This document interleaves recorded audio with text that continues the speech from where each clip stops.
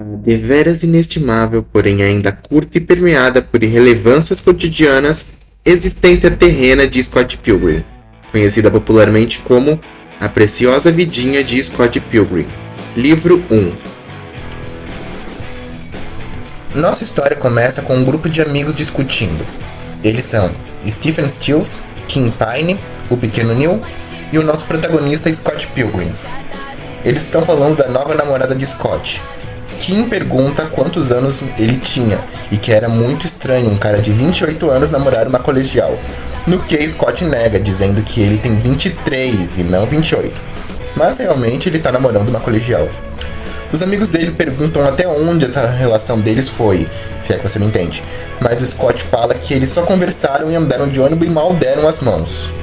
Ele fala que o nome dela é Kinavis Chow, que ela é chinesa e que ele conheceu ela no ônibus, junto com a mãe dela. A Kim pergunta se foi realmente assim que ele conheceu ela e o Scott confirma. Cortamos para o apartamento de Scott, que parece ser um porão reformado, e lá nos é apresentado o colega de quarto do Scott, Wallace Wills, que tem 25 anos e é classificado como um 7,5/10. Scott fala para ele que os amigos dele implicaram com ele por ele estar namorando uma pessoa de 17 anos, o que o Wallace, pra zoar, pergunta se ele era bonitinho e que se ele sabia que os dois dormiam juntos. Nisso é revelado que os dois são pobres e dividem um colchão, e também é mostrado que quase tudo no apartamento é do Wallace. Isso não afeta muito a história, mas o Wallace diz que o Scott vai sempre ser a putinha dele. Eu achei isso bem engraçado. Em outro dia, agora, o Scott leva a Kinavis para casa do Stephen e pede para ela ser boazinha, o que faz o Stephen pegar a conversa pela metade e achar bem estranho, para dizer o mínimo. Entrando na casa, ele apresenta a Kinavis para Kim, e aqui é revelado que ela, o Scott e o Stephen são uma banda de rock amadora, chamada Sex Bomb On. Também é revelado que o nome do pequeno Neil é Neil Nodrinkar, e que ele é colega de quarto do Stephen, mas ninguém liga pra isso de verdade. O que acontece é que eles começam o ensaio da banda, e tocam uma música que o Scott chama de Launch Road McQuack, mas o Stephen fala que esse não é o nome verdadeiro dessa música. Bom, eles começam a tocar ela, fazendo a Kinavis ficar em êxtase. Depois do ensaio, o Scott pergunta o que os amigos dele acharam da Kinavis, no que o Stephen pergunta se era uma boa ideia ele achar uma colegial pra namorar. O que o Scott incentiva e faz a Kim perguntar se ele era mal ou se realmente ele estava feliz, que o Scott fala que deixou ele ofendido. De volta ao apartamento de Scott, ele recebe uma ligação da sua irmã mais nova, Stacy Pilgrim, 19 anos e que tem a classificação J de jovem. Ela diz que já é meio-dia e meio e que o Scott ainda estava dormindo. Ela queria saber se era verdade os boatos de que ele estava namorando uma menina de 16 anos, que o Scott nega e fala que ele estava namorando uma menina de 17 anos. Que não faz muita diferença, mas ele age como se fosse. A Stacy fala que foi o Wallace que contou pra ela e o Scott chama ele de vadia fofoqueira. O Scott fala que o nome dela é Kinavis Chow, o que faz a Stacy dizer que a mãe deles iria adorar saber que ela era chinesa. Bom, aqui o Scott também revela que a Kinavis estuda em uma escola católica e reafirma dessa vez pra irmã que ele não fez nada com ela e que, diga-se de passagem, é o mínimo que ele precisa afirmar quando você namora uma menina de 17 tendo 23. Tarde em outro dia, o Scott está indo com o Wallace buscar a Kinavis na escola. O que o Wallace diz que não quer fazer porque ele não quer ser cúmplice do Scott. Super justo. Mas o Scott vira o jogo dizendo pro Wallace que tem garotos na escola também, o que faz ele mudar de ideia, né? Ele também não é de ferro. O portão da escola abre e a Kinavis vai até os dois. O Scott apresenta eles e a Kinavis se oferece para dizer para o Wallace quais eram os garotos gays da classe dela, que interessa ao Wallace, que pergunta se algum deles usava óculos. O que incomoda o Scott, que manda ele ir embora. A Kinavis promete pro Wallace passar as informações mesmo assim sobre os garotos da sala dela, que faz o Wallace afirmar que ela é boa demais pro Scott. O Wallace vai embora e a Kinavis diz que ele era divertido, achando que ele tava brincando. Spoiler, essa era a mais pura verdade. Depois disso, os dois saem para um encontro. A Kinavis fica falando das fofocas da escola dela enquanto os dois comem pizza e veem umas roupas e passeiam por aí. O Scott mostra pra ela a casa antiga dele quando ele ainda morava com os pais dele, e depois acompanha ela até o ponto de ônibus. Depois disso, nós cortamos mais uma vez e estamos vendo o Scott em um deserto. Ele está dizendo que está sozinho e em total sofrimento, quando de longe a gente vê uma garota se aproximando dele. Ela manda ele calar a boca e que ele não estava sozinho e que ele estava tendo um sonho idiota. O Scott assimila aquela informação e depois pergunta se, já que aquilo era um sonho, se eles poderiam dar uns amassos. Indo para outro cenário, o Scott, o Wallace e o outro amigo Scott do Wallace que para menores confusões vamos chamá-lo de o outro Scott gay, estão em um restaurante de sushi, pulando amarelinha. Mentira, obviamente eles estão comendo sushi. O Scott tenta falar pra eles do sonho que ele teve, mas o outro Scott gay fala que ninguém ligue, que é pra ele calar a boca. O que o Scott, como uma boa putinha, cala a boca e vai pra casa. Depois disso, o Scott e a Knaves estão em uma biblioteca. O Scott fala que bibliotecas lembram ele do fundamental, e a Knaves zomba dele falando que isso deveria ter acontecido há muito tempo. Então lá embaixo, o Scott vê aquela menina de cabelo rosa e patins que ele tinha visto no sonho dele. A Knaves estranha o Scott babando por outra garota e pergunta se ele conhecia, o que o Scott desconversa. Agora em outro sonho do Scott, nós vemos ele e a banda dele tocando em um show, mas tem outra garota cantando, uma ruiva que também tá tocando teclado. A Knaves também tá ali tocando um saxofone por algum motivo, duvido que alguém tenha pedido pra ela fazer isso, mas aí a garota de cabelo rosa aparece de novo, e o Scott pergunta se ele estava sonhando, no que ela confirma. Em outra noite nós vemos o Scott e os amigos dele indo pra uma festa, o que o Scott reclama porque ele estava bem entediado e claramente distraído pelo encontro dele com a garota de cabelo rosa, que não para de aparecer nos sonhos dele. Aí ele fala que ele vai mijar e no caminho ele encontra o Michael Commel, o cara das festas e que sabe da vida de todo mundo. E como ele sabe da vida de todo mundo, o Scott pergunta pra ele se ele conhecia a tal menina de cabelo rosa. E o Michael diz que o nome dela é Ramona Flowers, que ela estava na festa e nas palavras dele ela era hardcore. Ouvindo isso, Scott decide ir atrás dela e passeando pela casa ele realmente acaba encontrando a Ramona ali na festa e decide puxar assunto. No filme, o Scott fala sobre Pac-Man para puxar assunto com a Ramona, enquanto na série ele fala do desenho do Sonic para puxar assunto, enquanto aqui ele fala dos sapatos dela, que, diga-se de passagem, são até bonitinhos. E o que esse monte de informação que eu passei afeta a história daqui pra frente? Nada, eu só queria falar disso mesmo. Isso funciona mais ou menos, até o Scott citar o fato de que ela vivia aparecendo nos sonhos dele. O clima pesar, e o Scott fazer o favor de ir embora dali. Embora entre aspas, porque depois disso ele perseguiu a Ramona o resto da noite como o creep que namora garotas do colegial que ele é. Convenhamos, né? Depois de confirmar que aquilo não era um sonho e que realmente era realidade, o Scott volta a falar com o Michael, que passa mais umas informações sobre a Ramona. Nós descobrimos que ela é americana, está na cidade há pouco tempo, e buscando mais informações com outras garotas da festa, o Scott descobre que ela provavelmente tem um namorado em Nova York. E por fim, a Julie, a ficante interminável do Stephen, praticamente implora pro Scott ficar longe da Ramona e proíbe ele de tentar se aproximar dela, mesmo que ela não tenha namorado. Coisa que o Stephen tranquiliza ela, dizendo que o Scott estava namorando uma garota. Mas isso deixa o Scott mais pensativo.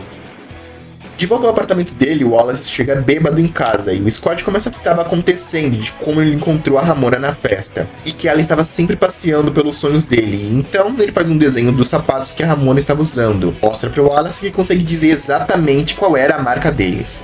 No dia seguinte, mesmo jurando para o Wallace que ele não bebe, o Scott consegue acordar de ressaca e mesmo assim vai direto pro computador e entrar no site da Amazon para poder comprar uns CDs. CDs de música sem motivo aparente, mas a gente sabe por que disso. E aqui o Scott recebe um e-mail estranho de um cara chamado Matthew Patel, que ele não reconhece o nome, então ignora 100%. Depois de comprar os CDs, o plano de Scott é ficar ali encarando a porta dele e esperando que eles sejam entregues. Mesmo o Wallace tentando explicar para ele que não era assim que funcionavam as entregas. Mas então a campainha toca e isso faz o Scott abrir super empolgado, achando que era sua encomenda, mas não, era só a namorada menor de idade dele. Pelo visto, o Scott tinha esquecido que ele tinha marcado o encontro aqui Knaves, e agora nós vemos que quase um repeteco do primeiro encontro que a gente viu ali atrás. Deles comendo pizza, ela falando das fofocas da sala dela e depois indo experimentar umas sopas. Só que dessa vez tá claro que o Scott não tá nem um pouco afim de fazer isso. Por fim, na hora de ir embora, a Knaves rouba um beijo do Scott, deixando ele em choque e fazendo ele sair correndo para casa. De volta a casa, o Scott pergunta se os CDs dele tinham chegado, e o Wallace diz que odeia ser a pessoa a dizer isso, mas era fim de semana e o correio não entregava as coisas em fim de semana, só em dias úteis. O que deixa o Scott em choque mais do que o próprio beijo que ele ganhou da Knaves. Quando o Wallace pergunta por que ele queria tanto saber daqueles CDs que ele tinha encomendado, ele manda o Wallace calar a boca e diz que vai dormir pelas próximas 16 horas. Domingo à noite nós vemos que o Stephen conseguiu marcar um show pro Sex Bomb On, o que deixa a Knaves em êxtase porque por algum motivo ela tinha virado a maior fã deles. E diz que ia inventar uma desculpa pros pais dela para poder sair de casa e ir ver o show. Scott até diz que tudo bem se ela não pudesse ir, mas a Kim lembra todo mundo que por algum motivo a Knaves era a maior fã deles, o que magoou o pequeno Neil. O Stephen fala que junto deles ia tocar outra banda amadora chamada Crash and the Boys, que é meio que a banda rival da Sex Bomb On. Guarde essa informação para futuras referências. Em outro sonho, obviamente, o Scott parece estar em uma escola quando ele vê que a Ramona estava ali e que estava com a encomenda dele, fazendo ele acordar, já levantar e abrir a porta antes mesmo que a Ramona pudesse tocar a campainha, e sem mais nem menos, ele chama a Ramona para um encontro. O cara tem atitude, a gente não pode negar isso não. A Ramona nega, mas o Scott aproveita que eles já estavam ali e pergunta por que caralho ela vive aparecendo no sonho deles, e eles parecem não dar muita importância para isso. Aqui a Ramona explica que ela utiliza de buracos de minhoca chamados de rodovias subespaciais para fazer as entregas na Amazon. E é bom mencionar que a Ramona é a melhor entregadora da Amazon por esse motivo. E que, por algum motivo, a rodovia principal que ela usa passa dentro da cabeça do Scott e faz com que ela apareça nos sonhos dele de vez em quando ela tá trabalhando e ele obviamente tá dormindo porque ele é um vagabundo desempregado. Tipo eu. Scott não entende nada e a explicação que temos aqui de por que ele não conhece esse fenômeno da rodovia subespacial é que eles não ensinam isso nas escolas canadenses, mas por algum motivo ensinam isso nas escolas americanas, vai entender. Scott lembra a Ramona de que eles já tinham se conhecido naquele dia da festa e que fala que não vai assinar o pacote de entrega porque enquanto ele não assinasse, a Ramona não podia ir embora.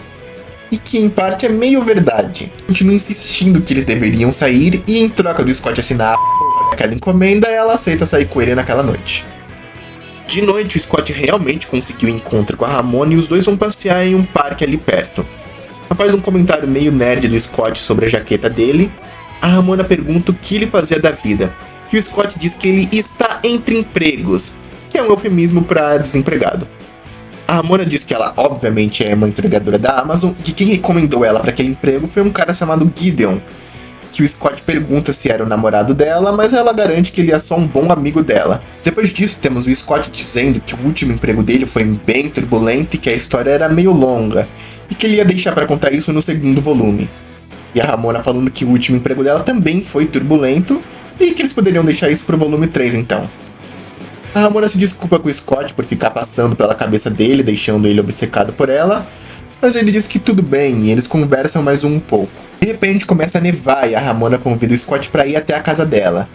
Então nós vemos a Ramona usando uma porta-estrela para acessar a rodovia subespacial e chegar instantaneamente na casa dela, o que o Scott gosta bastante. A Ramona se oferece para fazer um chá pros dois para eles se aquecerem e pergunta qual tipo o Scott iria querer: mirtilo, framboesa, ginseng, para dormir, chá verde com limão, chá verde com limão e mel, problema de fígado, gengibre com mel, gengibre sem mel, baunilha almond, coco branco trufado, camomila com mirtilo, noz com baunilha descafeinado, comentário constante e Earl Grey. O que faz o Scott dizer que ela tinha com certeza inventado um dos nomes daqueles chás. A Ramona faz um chá e diz que vai ir trocar aquela roupa molhada e trazer algo pro Scott se secar. E obviamente o Scott não se segura e vai atrás da Ramona e pega ela trocando de roupa. O clima esquenta e os dois acabam se beijando. Após isso, com aquele clima, a Ramona convida o Scott para realizar o ato libidinoso sem fins de procriação, mas sim de prazer mútuo e consentido. Mas no meio da pegação ela muda de ideia, mas deixa o Scott dormir ali para passar a noite. Na manhã seguinte, a Ramona expulsa o Scott da casa dela, até porque ela, ao contrário dele, tem um emprego e não é idiota de deixar um moleque que nem ele na casa dela sozinho. E saindo de lá, o Scott convida ela para ir até o show da banda dele, e ela diz que iria passar por lá. Depois de 5 horas andando na neve, o Scott chega na casa dele. O Wallace diz que ele e a mãe do Scott estavam muito preocupados e que tinha uma carta pra ele no balcão. A carta também era do Matthew Patel, que tinha mandado o e-mail pro Scott aquela hora lá, mas como a carta era meio grande, o Scott caga 100% e joga lá fora. Ele fala pro Wallace que tinha saído com a Ramona e o Wallace, sensato, diz que se ele quisesse sair com a Ramona, primeiro, obviamente, ele deveria terminar com a Knaves e que aquela era a solução mais ética pra essa situação. Mas eu vou dar um spoiler aqui, não é nesse livro que o Scott vai terminar com a Knaves, tá? Mais tarde, o Scott até tenta terminar com a Knaves no ensaio da banda dele, mas ela fica toda amorosa com ele e ele fica com pena. E também eles tinham mais o que fazer. Naquele dia, o Stephen mostra pra gente os membros da Crash Anthem Boys, os pontos fortes e fracos deles e que eles tinham arrumado uma nova baterista, que era uma garota de 8 anos, o que faz a Kim já odiar ela, porque ela era uma baterista mulher e a garota também era uma baterista mulher. O Stephen fala que a garota era a carta na manga do Crash and the Boys, que eles tinham recrutado ela depois dela bater um recorde em um videogame de tocar bateria. Até porque é assim que você sabe como uma pessoa é boa, né? Convenhamos, obviamente. A Sex Bomb se enche de motivação e eles ensaiam por 24 horas antes do show. E nós já cortamos então pra noite do show. Na noite do show, o Wallace diz que o outro Scott gay não pôde vir, mas que, por coincidência, tinha encontrado a Stacy, a irmã do Scott, ali por perto. E ela trouxe o ficante dela, Jimmy. Prestem atenção no Jimmy. A Kennedy chega super empolgada com a Tamara Chen, que é a melhor amiga dela. Então ela já mete um beijo no Scott, o que deixa a Stacy com essa cara de espanto. E eu começo a me perguntar se a família do Scott é meio xenofóbica, né? O clima até estava bom, mas então a Ramona chega e vai em direção ao grupo. Só que como o Scott ali estaria numa situação bem chata por conta de que a garota que ele estava gostando, com quem ele passou a noite, estava prestes a conversar com a atual namorada dele, a irmã dele e o amigo gay fofoqueiro dele, o Scott decide vazar e fugir pro camarim. Aqui nós vemos a Crash and the Boys tocarem, e realmente eles têm o valor deles, porque eles conseguem tocar uma música inteira em só 0,4 segundos. O que é impressionante, diga-se de passagem. Mas o Wallace, que já estava bêbado a esse ponto, irrita eles fazendo com que a banda dedique uma música pra ele, o que deixa ele lisonjeado. No camarim, a Sex Bomb On tá conversando sobre a Crash and the Boys, até que a Kim pontua que achou estranho que nem ele está copiando o estilo dela, o que o Scott nega, e então a Crash and the Boys diz que vai tocar a última música deles da noite, chamada, abre aspas, a última música que mata a audiência, fecha aspas. O que o Skip lembra é que essa música sempre faz com que todo mundo na plateia desmaie depois que ela é tocada. O que preocupa a Kim, que lembra os dois que eles iriam tocar depois da Crash and the Boys. No banheiro, a Ramona conhece a Stacy, que se apresenta como irmã do Scott, e ela se apresenta só que como uma amiga do Scott. E voltando ao show, nós vemos que realmente a música da Crash and the Boys deixou todo mundo desacordado, menos o Wallace e o Jimmy. Estavam ali dando uns pegas no camarote, o que irrita a Stacy. A Crash and the Boys se retira e a Stacy dá uma bronca no Wallace dizendo que ele não iria roubar outro namorado dela. E ela apresenta o Wallace e a Ramona. A Sex Bomb começa sua apresentação, mesmo que todo mundo da casa de show esteja desacordado, quando de repente o teto quebra e de lá o Matthew Patel, o cara do e-mail e da carta, aparece dizendo que a luta dele e do Scott estava se iniciando. Scott vai pra cima do Matthew, bloqueando o primeiro golpe dele e dando um reversal nele. O Scott então desfere um chute na barriga dele, enquanto o Wallace grita pro Scott tomar cuidado porque ele achava que aquele cara queria arrumar briga com o Scott, o que tava óbvio. O Scott manda o Matthew pra cima e começa a fazer um combo de socos nele, o que é quem diz que o Matthew estava ferrado porque o Scott era o melhor lutador de Toronto. O Scott continua socando o Matthew fazendo um combo de 64 golpes, o que o Wallace disse é o novo recorde pro Scott. Agora no chão, o Matthew fala que os boatos sobre o Scott não eram mentira, e que ele era realmente um bom lutador, do que o Scott pergunta quem era ele, porque até então o Scott não lembrava que o Matthew tentou contatar ele 2 vezes nesse livro.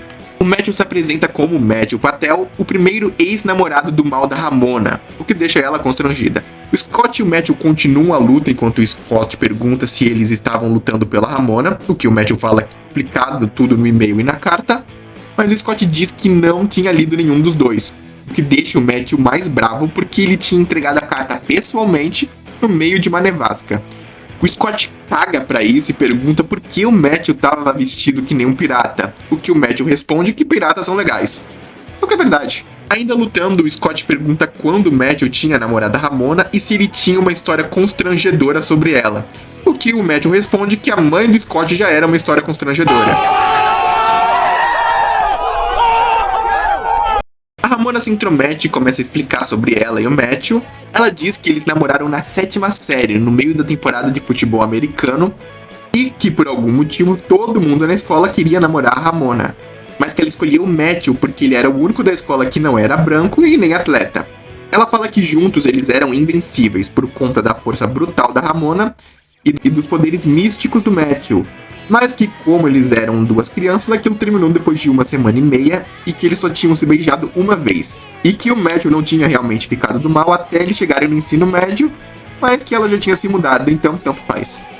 O Scott pergunta que história era essa de poderes místicos e o Matthew decide revelar suas habilidades pro Scott, o que ele sumona 4 garotas de torcida demoníacas e começa a rimar do nada. O Scott chama os amigos dele e por algum motivo também começou a rimar e consegue bloquear os ataques de fogo que o Matthew joga nele. E mesmo fazendo uma rima tosca, o Scott consegue destabilizar o Matthew por tempo suficiente para os amigos dele lançarem o Scott contra o Matthew e ele conseguir dar o golpe final. O Matthew fica em choque por 1 segundo, mas aí ele morre e dropa 3 moedas. E o Scott, ignorando que ele acabou de matar um homem, fica feliz que ele ganhou moedas. 2 dólares canadenses e 10 centavos para ser mais exato. E antes que todo mundo começasse a fazer perguntas por Scott, que ele não gostaria de responder, ele e a Ramona saem de lá. Em um trem, o Scott pergunta se a Ramona quer continuar saindo com ele, no que ela diz que sim, por algum motivo. Pergunta se ela gostaria de dar uns amassos, o que ela responde que sim também, por algum motivo também. O Scott pergunta o que o Matthew queria com ele e se ele realmente era ex-namorado da Ramona. E ela confirma que sim, e que provavelmente se Scott quisesse namorar com ela, ele teria que derrotar os 7 ex-namorados do mal que ela tinha. O Scott pergunta se ela realmente tinha 7 ex-namorados do mal, e ela diz que devem ser 7 ou 6 e que ela não lembra ao certo quantos eram. Mas que o Scott tinha que derrotar todos eles para poder namorar com ela. O Scott diz que pra ele tudo bem. Eles se beijam de novo e o Scott pergunta pra ela se o Gideon, que ela tinha falado mais cedo, era um dos 7 ex-namorados do mal dela, o que deixa a Ramona sem jeito e a cabeça dela começa a brilhar. O Scott vê que falou merda e pergunta se ela ainda queria namorar com ele depois do que ele falou, e ela diz que sim. Continua em Scott Pilgrim contra o Mundo.